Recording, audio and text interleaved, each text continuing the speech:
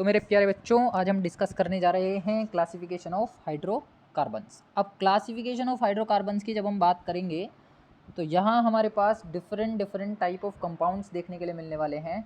उनको हम उनकी कैटेगरी वाइज डिवाइड करेंगे, उनकी स्ट्रक्चर के बेसिस पर डिवाइड करेंगे या फिर उनकी फॉर्मेशन के बेसिस पर डिवाइड करेंगे। तो अगर मैं बात कर रहा हूँ हाइड्रोकार्बन्स को लेकर के, हाइड्रोकार्बन्स जिनकी हमने बात करी थी कि compounds which contains hydrogen and carbon simultaneously, जिनके अंदर कार्बन और हाइड्रोजन दोनों एक साथ आए हैं, आर नोन एज हाइड्रोकार्बन्स। अब हाइड्रोकार्बन्स को डिवाइड करने का टाइम आ गया। हाइड्रोकार्बन्स को फर्स्ट हमने क्लासिफाइड किया ओपन चेन एलिफेटिक हाइड्रोकार्बन्स में, और दूसरा हमने किया क्लोज्ड चेन हाइड्रोकार्बन्स में। दोबारा से इनको फर्दर क्लासिफाइड किया गया एलिफेटिक के अंदर सैचुरेटेड वाले और अनसैचुरेटेड वाले, सिमिलरली क्लोज चेन के अंदर एलिसाइक्लिक वाले और एरोमेटिक वाले। अब देखो, दो नाम हैं जो हमेशा हम लोगों को बार बार देखने के लिए मिलेंगे, एक एलिफेटिक और एक एरोमेटिक। तो आपको क्या ध्यान रखना है कि जो एलिफेटिक होते हैं वो हमेशा ओपन चेन होते हैं। ओपन चेन मतलब स्ट्रेट चेन हो सकते हैं, ब्रांच्ड चेन हो सकते हैं। इसके अंदर दो तरीके की कैटेगरी हैं, एक हमारे पास है स्ट्रेट वाली और एक हमारे पास है ब्रांच्ड वाली। और जो क्लोज्ड वाली थी, क्लोज्ड वाली मतलब उसको हम रिंग वाली भी कह सकते हैं। रिंग और क्लोज्ड स्ट्रक्चर्स वो सारी की सारी आती हैं एलिफेटिक के अंदर, एरोमेटिक के अंदर। किसके अंदर आएंगी वो? एरोमेटिक के अंदर। अब एरोमेटिक के अंदर भी जो रिंग होगी वो स्पेसिफिक हो जाती है। वो रिंग हो जाती है ऐसी बेंजीन रिंग। इसको हम क्या बोलते हैं? बेंजीन रिंग बोलते हैं। ये आप लोगों के लेवल पे मैं केवल छोटा सा एक नाम क्लासिफाइड कर रहा हूँ, अदरवाइज यहाँ पर एक रूल फॉलो होता है जिसको हम 4n+2 पाई रूल बोलते हैं। हम बोलते हैं 4n+2 पाई रूल। ये एक रूल होता है, जो कंपाउंड इस रूल को फॉलो करता है वो कंपाउंड कहलाता है एरोमेटिक, और जो इसको फॉलो नहीं करता है, भले ही उसके अंदर रिंग आ रही हो, उसको हम खाली क्या बोलते हैं? क्लोज चेन बोलते हैं। तो एक बार दोबारा से इसको थोड़ा सिंप्लीफाई करते हैं। हाइड्रोकार्बन्स को हमने क्लासिफाइड किया ओपन चेन में और क्लोज चेन में। अब पहले हम ओपन चेन की बात कर लेते हैं खाली। तो ओपन चेन को मैं फर्दर क्लासिफाइड कर रहा हूँ, एक है हमारे पास सैचुरेटेड और एक है हमारे पास अनसैचुरेटेड। सैचुरेटेड और अनसैचुरेटेड के बारे में हम लास्ट क्लास में काफ़ी बार डिस्कस कर चुके हैं कि सैचुरेटेड के अंदर अगर मैं बात करता हूँ तो सिंगल बॉन्डेड कंपाउंड आएंगे जिसमें कार्बन कार्बन के बीच में सिंगल बॉन्ड आ रहा हो, और अनसैचुरेटेड के अंदर दो तरीके के कंपाउंड आएंगे जिनमें कार्बन कार्बन के बीच डबल बॉन्ड या फिर कार्बन कार्बन के बीच ट्रिपल बॉन्ड आ रहा हो।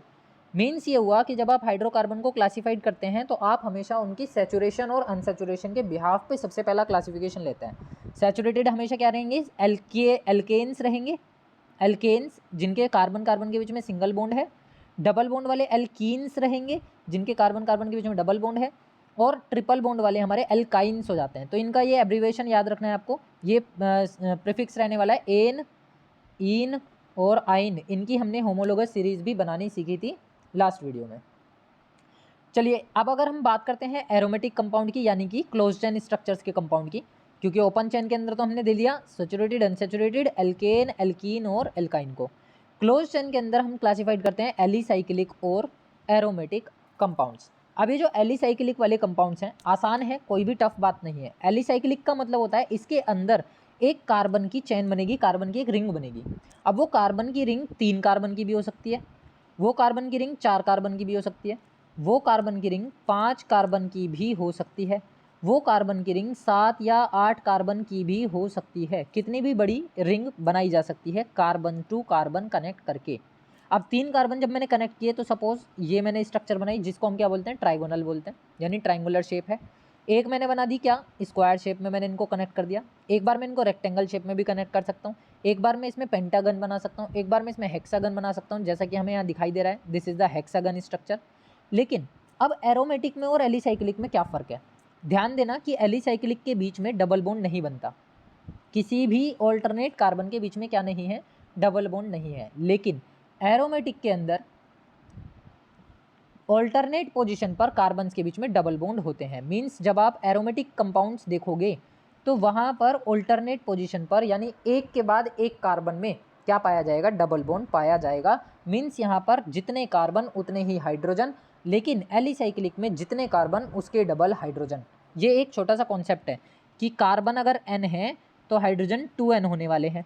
लेकिन ये कैसा कंपाउंड बनेगा? साइक्लिक बनेगा, यानी कि रिंग स्ट्रक्चर बनाएगा। लेकिन यहाँ एरोमेटिक में क्या है? जितने कार्बन हैं उतने ही क्या रहने वाले हैं? हाइड्रोजन रहने वाले हैं। तो number of carbon always equal to the number of hydrogen in the aromatic compounds. और लीस्ट, सबसे छोटा, सबसे पहला एरोमेटिक कंपाउंड बेंजीन है। सबसे पहला एरोमेटिक कंपाउंड कौन सा है? बेंजीन, जिसकी स्ट्रक्चर ये आप देख पा रहे हैं, दिस इज द बेंजीन। इसमें 6 कार्बन हैं, 6 ही हाइड्रोजन हैं और 6 कार्बन्स में ऑल्टरनेट पोजीशन पर क्या है? सिंगल बॉन्ड और डबल बॉन्ड हैं। क्लियर हो गई बात? चलते हैं आगे।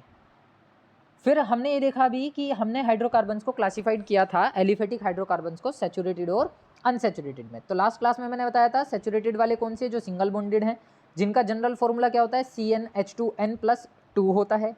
आप इसमें नंबर ऑफ कार्बन की वैल्यू यानी n की वैल्यू को 1 2 3 4 सोन करते चले जाइए, बढ़ाते चले जाइए, आपको एक सीरीज मिलती चली जाएगी। यानी कि एक ऐसे हाइड्रोकार्बन्स जिनके अंदर कार्बन एटम्स कनेक्टेड होते हैं सिंगल बॉन्डेड के साथ, यानी सिंगल बॉन्ड के साथ, क्या कहलाते हैं? सैचुरेटेड हाइड्रोकार्बन कहलाते हैं। इनका जनरल फॉर्मूला CnH2n+2 होता है। इनका general name, number of carbon के लिए हम एल्क रिप्रेजेंट करते हैं और सिंगल बॉन्ड के लिए हम एन रिप्रेजेंट करते हैं, तो नाम हो जाता है इनका एल्केन्स। अब एल्केन्स जब हो जाता है तो हम इनकी एक सीरीज भी बना सकते हैं कि first member of the alkene series is CH4, second member is C2H6, third member is C3H8 and the fourth member is C4H10। जब आप इसमें इस फॉर्मूले के अंदर n की वैल्यू को 1 2 3 4 सोन रखते चले जाएंगे तो आपको ये सीरीज़ मिलती चली जाएगी, और इसी सीरीज़ को हमने नाम दिया था होमोलोगस सीरीज़ का। नेक्स्ट वन थी हमारे पास अनसैचुरेटेड वाले। अनसैचुरेटेड को हमने क्लासिफाइड किया डबल बॉन्ड और ट्रिपल बॉन्डेड के बेसिस पे। डबल बॉन्डेड वालों का नाम आया एल्कीन, ट्रिपल बॉन्डेड वालों का नाम आया एल्काइन। एल्कीन कौन से थे? जिनमें कार्बन कार्बन के बीच में डबल बॉन्डेड थे, डबल बॉन्ड था, उसके लिए हमने कार्बन का नाम लिया एल्क, कार्बन के नंबर को हमने लिखा एल्क और डबल बॉन्ड को हमने लिखा इन से। सिमिलरली जब हमने ट्रिपल बॉन्ड वाला देखा तो ट्रिपल बॉन्ड वाले के केस में क्या आया? कार्बन कार्बन के बीच में ट्रिपल बॉन्ड और कार्बन के नंबर के लिए एल्क और ट्रिपल बॉन्ड के लिए आइन, YNE, तो ये बन गया एल्काइन। इसलिए इनका नाम पर्टिकुलरली इथाइन, प्रोपाइन, ब्यूटाइन इस तरीके से लिखा जाता है। जनरल फॉर्मूले की बात करता हूँ तो एल्कीन का जो जनरल फॉर्मूला था वो था CnH2n, जबकि एल्काइन का जो जनरल फॉर्मूला है वो है CnH2n-2। अगर मैं तीनों को एक साथ लिखूं, एल्केन, एल्कीन और एल्काइन, तो तीनों के जो जनरल फॉर्मूलाज रहने वाले हैं वो कुछ ऐसे होंगे। एल्केन के लिए CnH2n+2, एल्कीन के लिए CnH2n एंड थर्ड एल्काइन के लिए CnH2n-2। ये हो गया एल्काइन का जनरल फॉर्मूला। इसके बाद अब आपको एक चीज़ ध्यान देनी है कि मेरे पास अगर कोई भी एल्केन होता है और उस एल्केन में से मैं एक H कम कर दूँ, एक H को रिलीज़ कर दूँ या एक H को हटा दूँ, किसी रिएक्शन में कोई ऐसी कंडीशन बन जाए कि मुझे एक H हटाना पड़ जाए, एक H निकालना पड़ जाए, तो आपके पास जो ग्रुप बचता है उसका नाम हो जाता है एल्काइल। उस ग्रुप का क्या नाम हो जाएगा? एल्काइल हो जाएगा। अब मीन्स मानिए कि मैंने आपसे कहा एल्केन मेरे पास ये है मीथेन, मेरे पास ये है मीथेन, इस मीथेन में से मैंने एक H कम कर दिया। जैसे आप एक H कम करोगे तो ये कितने रह जाएंगे? 3 रह जाएंगे। तो एक कार्बन की वैलेंसी खुल जाएगी क्योंकि टोटल 4 वैलेंसीज रहने वाली हैं। 4 में से एक हाइड्रोजन हमने हटा दिया तो उसकी एक वैलेंसी कम हो गई, और जब एक वैलेंसी कम हो गई तो ये जो ग्रुप है अब ये कहलाएगा मिथाइल ग्रुप। क्या कहलाएगा? मिथाइल। देखो एल्क तो वही रहेगा, एल्क का नंबर तो सेम रहेगा, नाम भी सेम रहेगा, लेकिन एन की जगह इस बार क्या आ जाएगा? आइल ग्रुप आ जाएगा, YL आ जाएगा, तो ये बन गया मिथाइल ग्रुप। चलिए इसके और भी बेसिक एग्जांपल्स हम देखते हैं कि किस तरीके से हम इनको बनाते हैं। तो सबसे पहले एल्काइल ग्रुप के बारे में हमने डिस्कस किया कि the group formed by the removal of 1 hydrogen atom from the alkene molecule. आपका कोई भी एल्केन मॉलिक्यूल हो, उसमें से एक H अगर आपका हटा दिया जाए तो जो ग्रुप बचता है उसको हम बोलते हैं एल्काइल ग्रुप। अब जैसे फर्स्ट एग्जांपल मैंने लिया था मिथाइल ग्रुप का, तो वो कब बना? मीथेन हमने ले रखा था, एक H मैंने कम कर दिया, जैसे ही एक H कम हो गया तो ये ग्रुप बचा ऐसा। इस ग्रुप को नाम देंगे हम किसका? मिथाइल ग्रुप का। सिमिलरली अगर मैं ले लेता हूँ इथेन, तो इथेन में ये रहा मेरे पास ethane compound C2H6, total 6 hydrogen है, ये रहे CnH2n+2 को फॉलो कर रहा है। मैंने एक हाइड्रोजन हटा दिया, जैसे ही मैं एक हाइड्रोजन हटाऊंगा तो ये खाली हो गई वैलेंसी। जब वैलेंसी खाली हो गई तो इस ग्रुप का क्या नाम बन गया? इथेन से एन हट जाएगा, आइल जुड़ जाएगा, तो ये क्या बन गया? एल्काइल ग्रुप बन गया, इथाइल ग्रुप बन गया। सिमिलरली अगर मैं और भी ग्रुप इसमें ले लेता हूँ तो और ग्रुप हम कैसे क्लासीफाइड कर सकते हैं? ध्यान से देखें कि सपोज मेरे पास था प्रोपेन, मेरे पास है प्रोपेन, तो प्रोपेन में से मैं एक H जैसे ही हटाता हूँ तो ये क्या बन जाता है? प्रोपाइल बन जाता है। बताइए अगर मैं ब्यूटेन में से एक H हटाऊंगा तो क्या बनेगा? क्या बनेगा? ब्यूटाइल। अगर मैं पेंटेन में से एक एच हटाऊंगा तो क्या बनेगा? पेंटाइल बनेगा। सिमिलरली अगर मैं हेक्सेन में से हटा रहा हूँ क्या बनेगा? हेक्साइल बनेगा। हेप्टाइल में से, हेप्टेन में से हटा दें तो क्या बनने वाला है?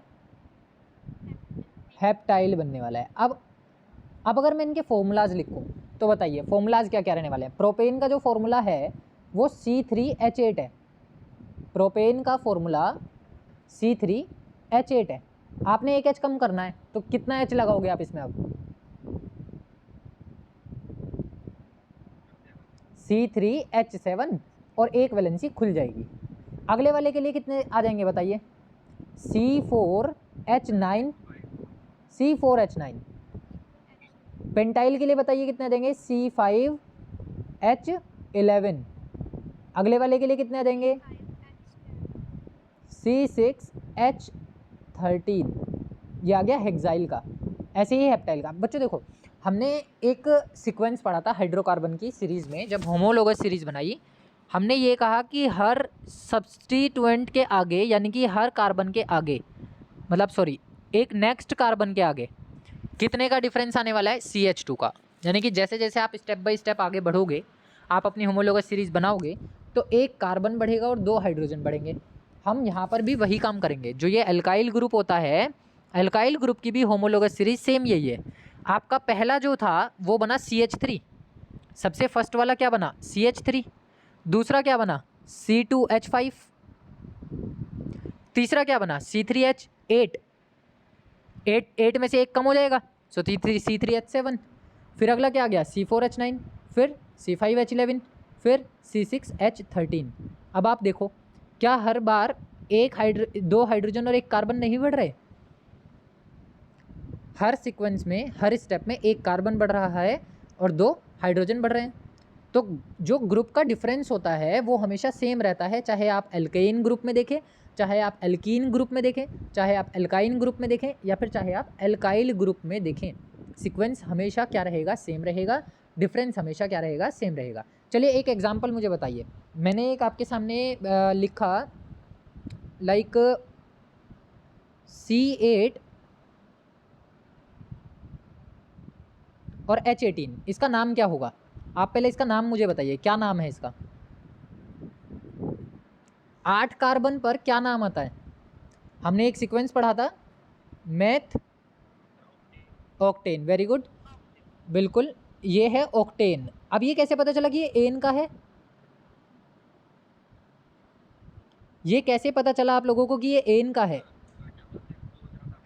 एग्जैक्टली क्योंकि कार्बन के नंबर से 2 गुने से 2 ज़्यादा हाइड्रोजन है। Means it follows the formula. ये वाला ही फॉर्मूला को ये फॉलो कर रहा है। क्लियर हो गई बात? एन इसीलिए आया। अब मैं इसमें से एक हाइड्रोजन कम कर रहा हूँ, एक हाइड्रोजन निकाल दो, क्या बचेगा बताओ? एक हाइड्रोजन निकालने के बाद क्या बचेगा? C8H17। अभी इसका नाम ऑक्टेन था, अब इसका नाम क्या बन गया? ऑक्टाइल। एग्जैक्टली बिल्कुल सही, ऑक्टाइल बन गया। अब मान लो कि सपोज मैंने लिखा, ये तो हो गए सिंगल बॉन्ड वाले बच्चों, ये कैसा हो गया? सैचुरेटेड। ये किसका है? सैचुरेटेड का। ये चीज़ का आप ध्यान रखेंगे कि जो एल्काइल ग्रुप बनता है वो हमेशा सैचुरेटेड हाइड्रोकार्बन्स के लिए ही बनता है। अनसैचुरेटेड के लिए, इस ग्रुप के लिए कोई नाम नहीं है, या फिर ये कह सकते हैं कि अनसैचुरेटेड हाइड्रोकार्बन्स में ये वाला ग्रुप बनता ही नहीं है, क्योंकि उसमें से हम हाइड्रोजन का नाम कम करके एल्काइल ग्रुप को नहीं बनाते। हमेशा एल्केन में से ही एक हाइड्रोजन कम होगा और एक एल्काइल ग्रुप की फॉर्मेशन होगी। चलिए हम इसके और कुछ एग्जाम्पल्स देख लें किस तरीके से ये काम होगा और क्या इसकी सीरीज़ बनेगी। ये रहा हमारे पास नोमेनक्लेचर। अब नोमेनक्लेचर में वो सारी बातें हैं जो अभी तक हमने डिस्कस की। इस नोमेनक्लेचर को international union of pure and applied chemistry ने सबसे पहले बताया था, जिसको हम शॉर्ट में बोलते हैं IUPAC। एग्जामिनेशन में क्वेश्चन आता है, write down the IUPAC nomenclature of the following compounds. IUPAC जब आपसे पूछा है तो इसका मतलब आपसे फुल फॉर्म भी पूछ सकता है। I for international, U for union, O यहाँ पे साइलेंट रहता है, P for pure, N silent रहता है, A for applied and C for chemistry. Then IUPAC international union of pure and applied chemistry. अब इसमें दो पार्ट हैं नोमेनक्लेचर करने के लिए, जैसा हम शुरू से बात करते आ रहे हैं। एक है नंबर ऑफ कार्बन एटम का, एक है टाइप ऑफ बॉन्ड का। अगर आपके नंबर ऑफ एटम आपको याद है, नंबर ऑफ कार्बन एटम की सीरीज आपको याद है कि एक कार्बन पर मैथ आता है, दो कार्बन पर एथ आता है, तीन कार्बन पर प्रोप आता है, तो हम उसको एल्क पार्ट से रिप्रेजेंट करते हैं। उसके लिए हम क्या यूज़ करते हैं, सब एब्रिविएशन एल्क का यूज़ करते हैं। और टाइप ऑफ बॉन्डिंग के लिए हम प्राइमरी सफिक्स का यूज़ करते हैं, और प्राइमरी सफिक्स होते हैं सिंगल बॉन्ड, डबल बॉन्ड या ट्रिपल बॉन्ड, जैसा कि यहाँ हमें इस टेबल में मेंशन है। तो हमने पहले एक टेबल बनाई एल्क पार्ट के लिए कि कार्बन का नंबर 1 है, 2 है, 3 है, 4 है, 5 है, 6 है, 7 है, 8 है, 9 है, 10 है। सबके नाम सिमिलरली वही meth, eth, prop, but, pent, hex, hept, oct, non, dec. 10 carbon तक हमें ये नेम लर्न करने हैं। आफ्टर देन हमें प्राइमरी सफिक्स याद होना चाहिए कि प्राइमरी सफिक्स हम क्या यूज़ करते हैं। अगर सिंगल बॉन्ड है तो एन का यूज़ करेंगे, डबल बॉन्ड है तो इन का यूज़ करेंगे, ट्रिपल बॉन्ड है तो हम आइन का यूज़ करेंगे। Means carbon single bond carbon तो एन आएगा, कार्बन डबल बॉन्ड कार्बन तो इन आएगा, कार्बन ट्रिपल बॉन्ड कार्बन तो आइन आएगा। ये हम एब्रीवेशंस और प्राइमरी सफिक्स सारे याद कर चुके हैं। अब जो नाम बनेगा पर्टिकुलर, वो नाम कैसा बनेगा वो हमें देखना है। एल्क प्लस एन है तो ये क्या बन गया, एल्केन। ये एल्क प्लस इन है तो ये क्या बन गया, एल्कीन। ये एल्क प्लस आइन है तो ये क्या बन गया, एल्काइन। ये हो गए प्राइमरी सफिक्स के अकॉर्डिंग और नंबर ऑफ कार्बन एटम के अकॉर्डिंग इनके पर्टिकुलर नेम। तो ये पर्टिकुलर हमारे पास नाम हो जाते हैं यहाँ पे एल्केन, एल्कीन और एल्काइन के लिए, जिसमें एल्क का मीन्स होता है नंबर ऑफ कार्बन एटम। अब जो मेन पार्ट है हमारा वो है फंक्शनल ग्रुप्स का, क्योंकि होमोलोगस सीरीज़ बनानी हमने लास्ट क्लास में देखी थी, जिसमें हमने सैचुरेटेड कंपाउंड्स की होमोलोगस सीरीज़ बनाई, अनसैचुरेटेड कंपाउंड्स की भी होमोलोगस सीरीज़ प्रिपेयर की थी। अब जितने भी हमारे एल्केन्स होते हैं, इस चीज़ को बहुत ध्यान से समझें कि जो हमारे एल्केन्स होते हैं जिनका जनरल फॉर्मूला है CnH2n+2, अगर मैं इनमें से एक हाइड्रोजन कम करता हूँ तो एक हाइड्रोजन कम करने के बाद मेरे पास ग्रुप बचता है एल्काइल, और उस एल्काइल ग्रुप में CnH2n और ये +1 हो जाएगा। कार्बन का नंबर n, हाइड्रोजन का नंबर कार्बन के दुगने से एक ज़्यादा। अब यहाँ से जो एक हाइड्रोजन कम हुआ है उसकी जगह पर क्या लग जाएगा, एक फंक्शनल ग्रुप लग जाएगा। क्या लग जाएगा, फंक्शनल ग्रुप। तो अब इस बात को बहुत ध्यान से समझें कि ये जो CnH2n+2 था, अब ये कन्वर्ट हो चुका है किसमें, CnH2n+1 में, क्योंकि मुझे एक एल्काइल ग्रुप चाहिए, तो ये क्या है, एल्काइल ग्रुप है। इस एल्काइल ग्रुप में जो हाइड्रोजन कम हुआ है उसकी जगह पर क्या जुड़ जाएगा, फंक्शनल ग्रुप जुड़ जाएगा। ये जो मैंने F के ऊपर N लिखा है इसका मतलब है फंक्शनल ग्रुप। अब ये फंक्शनल ग्रुप होते क्या हैं, functional group are those particular part या दोज एटम्स और group of atoms which decides the properties of the carbon compound. पूरे कार्बन कंपाउंड की प्रॉपर्टी को डिसाइड करने वाला कौन होगा, ये फंक्शनल ग्रुप होगा। अब जैसे एक जनरल एग्जांपल की मैं बात करता हूँ, हम चाय बनाते हैं घर में, हमारे चाय की सारी प्रॉपर्टी किस चीज़ पर डिपेंड करेगी, हमारी चाय जो बन रही है उसकी सारी करेक्टरिस्टिक, उसकी सारी प्रॉपर्टी किस बात पर डिपेंड करेगी, एक तो चाय की पत्ती पर और दूसरा चीनी पर। ये दो चीज़ें एज अ फंक्शनल ग्रुप वहाँ काम कर रही हैं। आप शुगर नहीं डालोगे चाय फीकी बनेगी, पत्ती नहीं डालोगे चाय ही नहीं बनेगी। तो चाय का जो कलर है वो डिपेंड कर रहा है इस टी पर, यानी जो हम लीफ डाल रहे हैं, और मिठास जो डिपेंड कर रही है वो कर रही है शुगर के ऊपर जो हम शुगर डाल रहे हैं। तो these two parts are known as a functional group. इसी तरीके से हर किसी कंपाउंड के पास अपना एक ऐसा पार्ट होता है, अपना एक ऐसा क्राइटेरिया होता है जो उसकी प्रॉपर्टीज़ को डिसाइड करता है, जो उनकी करेक्टरिस्टिक्स को डिसाइड करता है। जैसे कि यहाँ पर हमने कुछ बेसिक एग्जांपल्स लिए फंक्शनल ग्रुप्स के। Number 1 functional group is known as halide, जिसको हम हेलो ग्रुप बोलते हैं। Number 2 is alcohol, number 3 is aldehyde, number 4 is carboxylic acid. अगर इनकी रिप्रेजेंटेशन की बात करूँ तो हेलोजन्स को, ये जो हेलो हमने लिखा है, these are known as also halogens, इनको हम बोलते हैं हेलोजन्स। तो हेलोजन्स को हम रिप्रेजेंट करते हैं fluorine F, chlorine Cl, bromine Br और आयोडीन I। और इनका जनरल जो IUPAC में नेमिंग होती है वो होती है फ्लोरो क्लोरो ब्रोमो आयोडो। इनका नाम होता है fluoro chloro bromo and then iodo. ये नाम हम यूज़ करते हैं IUPAC नोमेनक्लेचर के अंदर respective to the functional group. Alcohol की बात करें तो अल्कोहल को रिप्रेजेंट करते हैं हम सिंगल बॉन्ड OH। इसका जो नाम होता है इसका होता है हाइड्रोक्सी, इसको हम हाइड्रोक्सी बोलते हैं केमिकल लैंग्वेज में, हाइड्रोक्सिल ग्रुप या हाइड्रोक्सी ग्रुप। अदरवाइज बस यहाँ पर याद रखना है अल्कोहल का जो फंक्शनल ग्रुप है वो OH होता है। एल्डिहाइड का फंक्शनल ग्रुप होता है CHO, single bond CHO, this is the functional group for aldehyde. And the last one is यहाँ पर हमने लिया carboxylic acid COOH। This is the functional group for carboxylic acid, जो कि हमारा विनेगर में प्रेजेंट होता है। अब अगर मैं इनकी रिप्रेजेंटेशन की बात करूँ तो रिप्रेजेंटेशन अभी बता दी मैंने, फ्लोरीन की ये रही, क्लोरीन की ये रही, ब्रोमीन की ये रही, ऐसे ही सिमिलरली आयोडीन की होगी सिंगल वैलेंसी के साथ। अल्कोहल के लिए हम OH का यूज़ करेंगे। एल्डिहाइड के लिए हम कार्बन के साथ डबल बॉन्ड ऑक्सीजन और सिंगल बॉन्ड हाइड्रोजन का यूज़ करेंगे। ये हमारा एल्डिहाइड का फंक्शनल ग्रुप होता है। रिप्रेजेंटेशन इस तरीके से भी दे सकते हो, अदरवाइज ऐसे भी दे सकते हो। ज़रूरी नहीं है कि ऊपर वाली ही लिखो, आप किधर भी कोई सा भी आइटम कनेक्ट कर सकते हैं, लेकिन ऑक्सीजन डबल बॉन्ड के साथ ही होना चाहिए। ये आपका एल्डिहाइड है। ऐसे ही कार्बोक्सिलिक एसिड है। कार्बोक्सिलिक एसिड में एक डबल बॉन्ड होता है, एक सिंगल बॉन्ड हो, एक सिंगल बॉन्ड H। मीन्स यहाँ पर अल्कोहल ग्रुप भी है, और ये वाले ग्रुप को हम खाली, जो ये ग्रुप होता है खाली कार्बन डबल बॉन्ड ऑक्सीजन, जिसमें हाइड्रोजन ना हो, खाली डबल बॉन्ड ऑक्सीजन, उसको हम बोलते हैं कीटोन।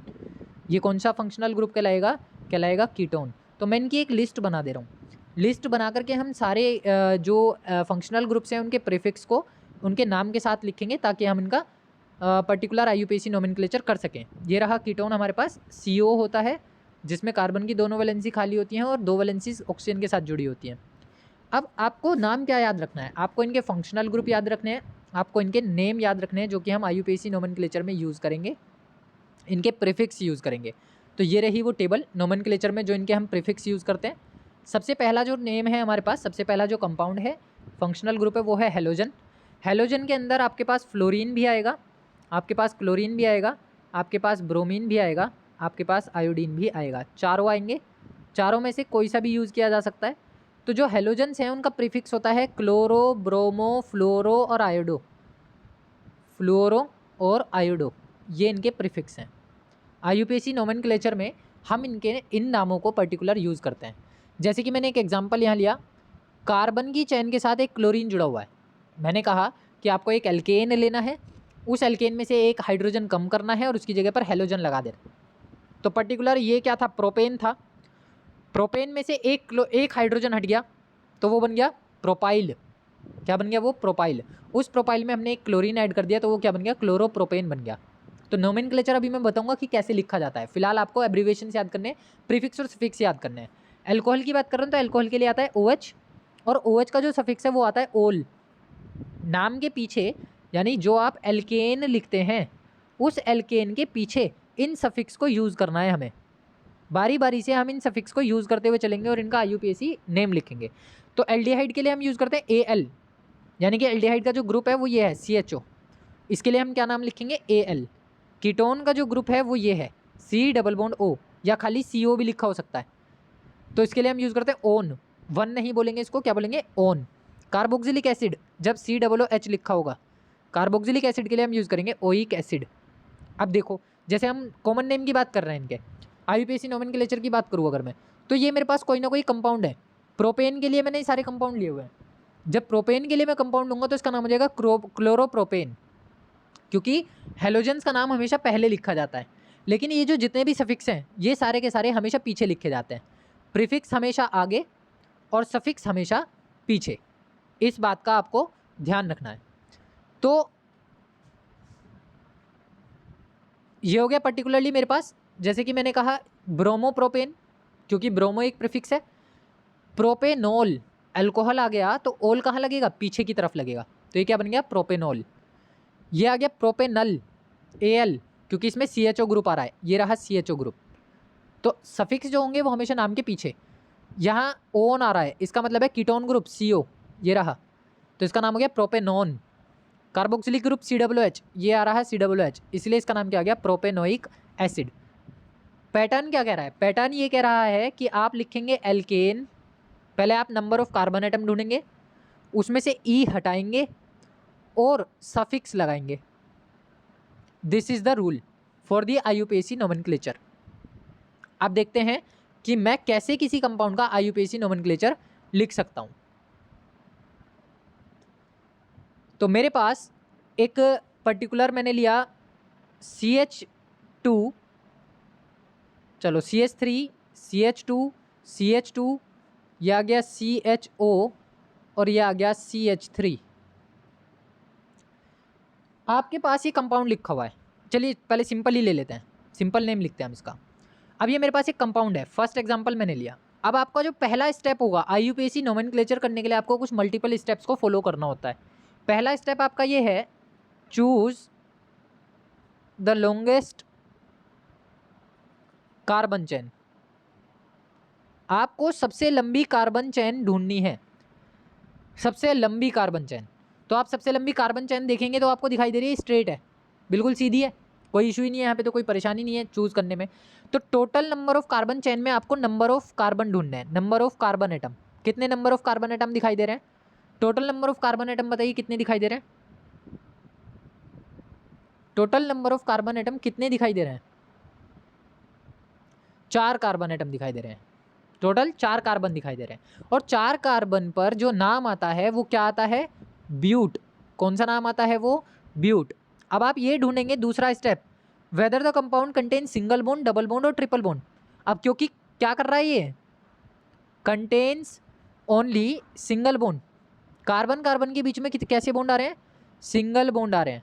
तो आप क्या नाम यूज करेंगे? आप एन यूज करेंगे। दूसरा स्टेप हमारा पूरा हुआ। पहला स्टेप आपको नंबर ऑफ कार्बन एटम ढूंढने हैं, दूसरा स्टेप आपको ये ढूंढना है कि कंपाउंड में सिंगल बॉन्ड है कि डबल बॉन्ड या ट्रिपल बॉन्ड भी है कार्बन कार्बन के बीच।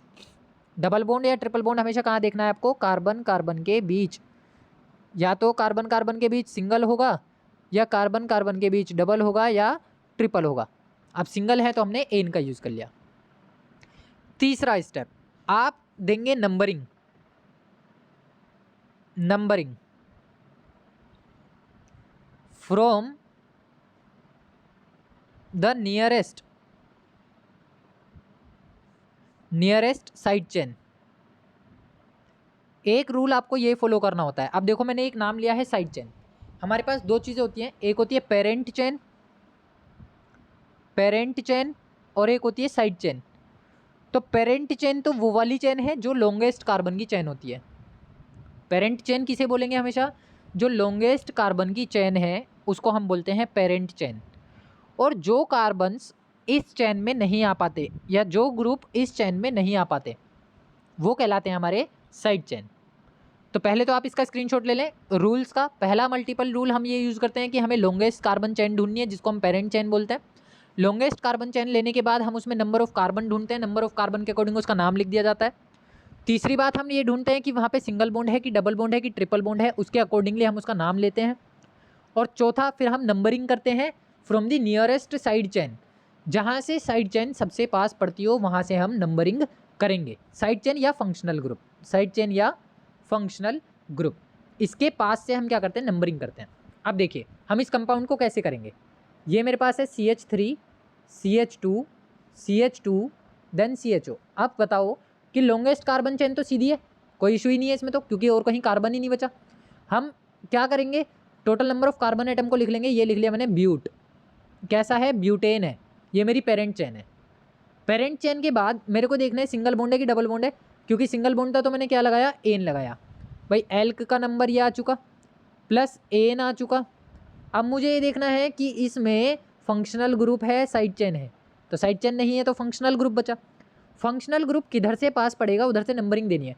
क्या मैं इधर से काउंट करूँ 1 2 3 4, या इधर से करूँ 1 2 3 4? कहाँ से प्रेफरेंस में दूंगा? जहाँ से फंक्शनल ग्रुप पास पड़ेगा। लेफ्ट टू राइट कि right to left? Functional group कहाँ से पास पड़ेगा? लेफ्ट टू राइट जाऊंगा या राइट टू लेफ्ट जाऊंगा तब पास पड़ेगा?